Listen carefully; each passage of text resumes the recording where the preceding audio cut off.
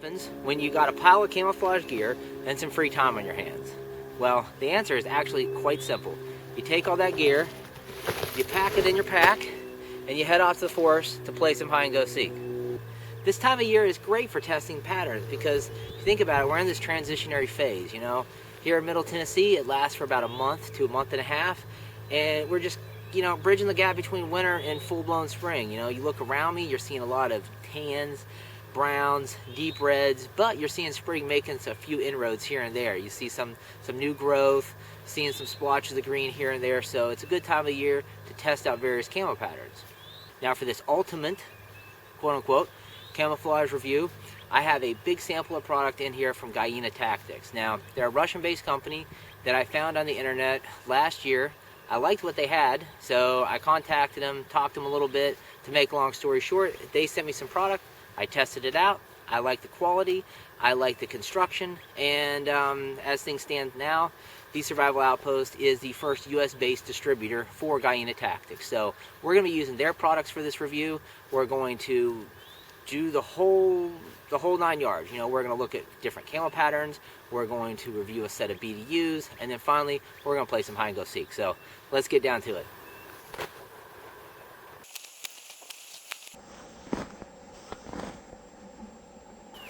So we'll get started with the Boonie Hats, and as you saw, I got a ton of different patterns, so you guys can just consider this your crash course in Russian camo patterns. Starting with the border guard pattern. Can I get an up close look at this? Because we're going to be looking a little bit closer at this later on, and we're actually going to be using this in our camouflage effectiveness test, because I think this is going to be a great pattern for that transitionary phase I was talking about. So we'll get up close and personal with this in a little bit.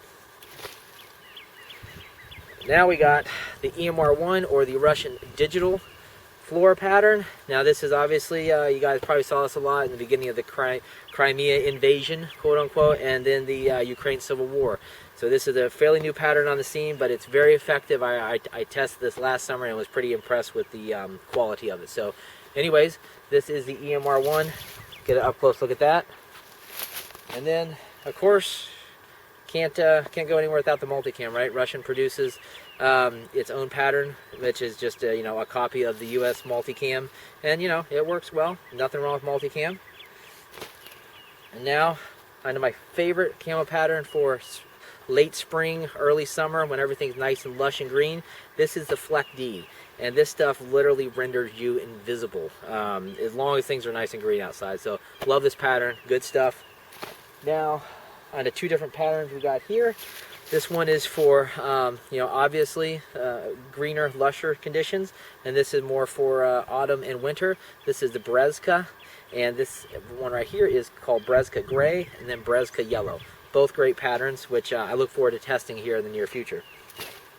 And then over here we got the Partisan SS, a famous pattern, and also extremely effective during you know, late spring, early summer time period, where you still have a lot of the browns and the yellows on the trees with some green intermixed in there. So that's that one. And then finally we have the Russian Floral pattern, and this pattern is obviously effective more so probably in the autumn time period. It's definitely a darker pattern with some browns and some lighter greens intermixed. But to be honest with you, I haven't had a chance to fully test this one, so I can't say specifically what season this is good for. But I was just recently wearing it a couple months ago, and it was working out pretty good. So this is the last one I have here, the Russian Floral pattern. So now for the up close. I got the larger brim Panama style Boonie hat here, and then I got the shorter brim style here, the SAS style if you prefer to call it that. And you know, it's really just a matter of preference which style you like. Sometimes I rock this one, sometimes I go with the bigger brim. They give you a little more shade and a little more protection when you're moving through heavily vegetated areas. So getting an up-close look at the Boonie hat, you're going to see something that you don't see usually, or I haven't seen at all, to be quite honest with you, and that's this grid pattern right here. This is great for attaching, you know, tufts of vegetation or other elements to help break up the natural shape of your head when you're looking for good concealment in the forest. Now, of course, there's also these loops around the side that you traditionally see on Boonie hats that you can also use as well to attach, you know, vegetation and stuff like that to further break up your profile. And now here's a cool feature that that I haven't seen in Boonie hats either, and that is this adjustable bungee cord right here. Now it's pretty much a one-size-fits-all kind of thing. So, you know, you buy a Boonie hat in a specific size and maybe it doesn't fit, and then you got to send it back, or, you know, you get your hair cut and then it's a little loose on your head. Well, this Boonie hat actually adjusts to your hat with this bungee cord right here. So I thought that was a nice little design feature. Now, one thing I wanted to show you guys, and this is all about attention to detail, is typically in Boonie hats, you don't see a camouflage strap like this. Actually, you don't really see any strap at all except some, you know, piece of crap that's probably going to pull out and snap off on you, like it's been my experience. But this one is sewn in here really well, double stitched, and has this adjustable piece on the actual strap itself. So I thought that was nice attention to detail that you typically don't see in Boonie hats.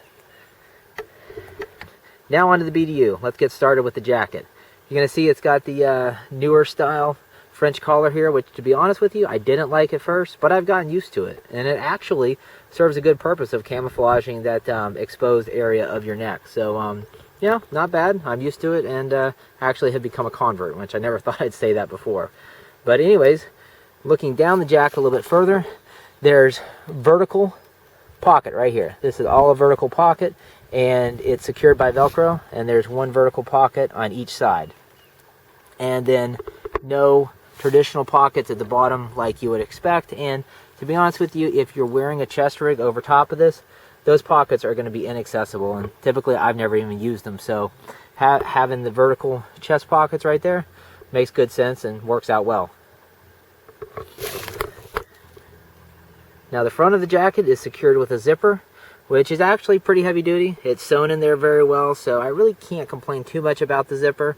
Although, you know, being more of an old school chap like myself, I like to have a button up front. But, you know, as long as the zipper doesn't get clogged up or damaged, which it shouldn't, as long as you keep it nice and covered up like this, then there shouldn't be any sort of issue. So, you know, that's just, you know, a matter of preference, buttons versus the zipper operation. Okay, so we're looking at the sleeve of the jacket now. There's a shoulder pocket right here, the flap being secured by Velcro. And they took a nice attention to detail to add this patch to go over the Velcro, making it camouflage, obviously. So, you know, if you're not using patches, you just keep this on. It maintains the consistency of the pattern. If you are using patches, this is easy enough to peel off and put whatever you need on here. So, nice little added attention to detail there. Now over here, we got inserts for elbow pads. Standard 511 issue will work fine. Although I have not tested that. That's just what people have been using in these, and it seems to work out well. And then finally, at the bottom, we got Velcro for tightening up the sleeve. And that about does it for the actual sleeve of the jacket. Now on to the trousers. You can see they took extra care to make super, super tall belt loops. So if you have a belt that doesn't fit this, I suggest buying a smaller belt, because these belt loops in height, they're super, super big. So any size belt up to, you know, 1.5 or 1.75 inches is easily going to fit this, no problem. The front of the pants are secure with this button at the top, and then there's zipper operation going on right here. Now talking pockets, we got our traditional style pocket right up here at the top, and then mounted right below this on an angle is the big cargo pocket. And typically you would see that mounted down here, but I like it up here because it's much easier to access and reach. You don't have to kind of bend to the left, bend to the right to get in here. And it's just a perfect spot for it. I wish more BDUs had them mounted up like this. But anyways, to make a long story short, we got 2 points of Velcro that keep this closed.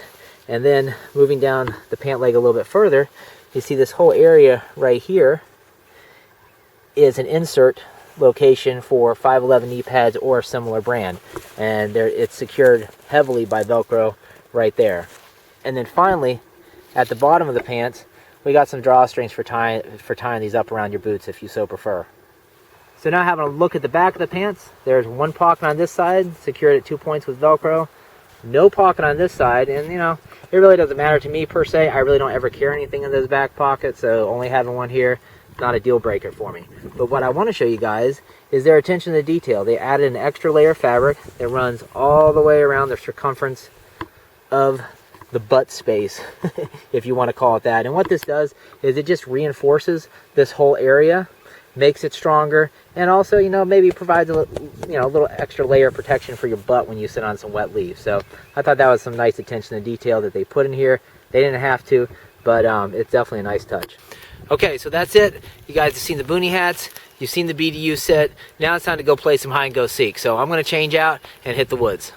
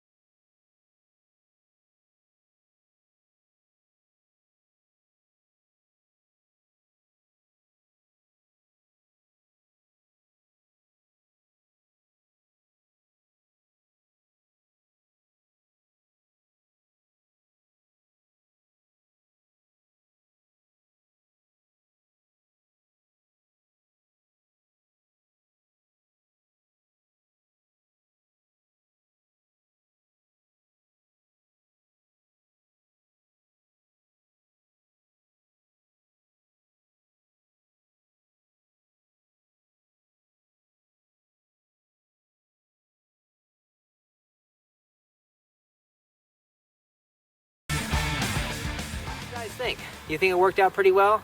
I'm pretty happy with it, actually. Yeah, I will admit I wish I was in an area with a little bit more greens, but here in a couple weeks the green is going to be a lot more spread out in areas, and I think the camouflage pattern would be even more effective. But as it stands now, I felt it worked out pretty well. I felt concealed, and to be honest with you, good concealment, it goes beyond even the camo pattern that you choose. You can choose a pattern like this, which works great out here for this season, but you also have to know how to conceal yourself. Obviously, I can hang out next to this tree all I want, but the concealment it's giving me is about 0. I would be better off finding myself a bush, maybe, like an evergreen or something like that that has a more majority of greens in it, and concealing myself there, So that concept of analyzing the landscape around you and finding the good spots for concealment makes just as much sense and just as important as the camo pattern that you choose. Now, I want you guys to stay tuned, because in the near future, once spring is in full effect, I'll be testing out the Russian digital pattern. So I'm looking forward to that. You guys stay tuned. In the meantime, you know the drill. Get out there and train. Make sure you hit that sub button at the bottom. Check out the comments in the descriptions. And I'll talk to you later. Peace.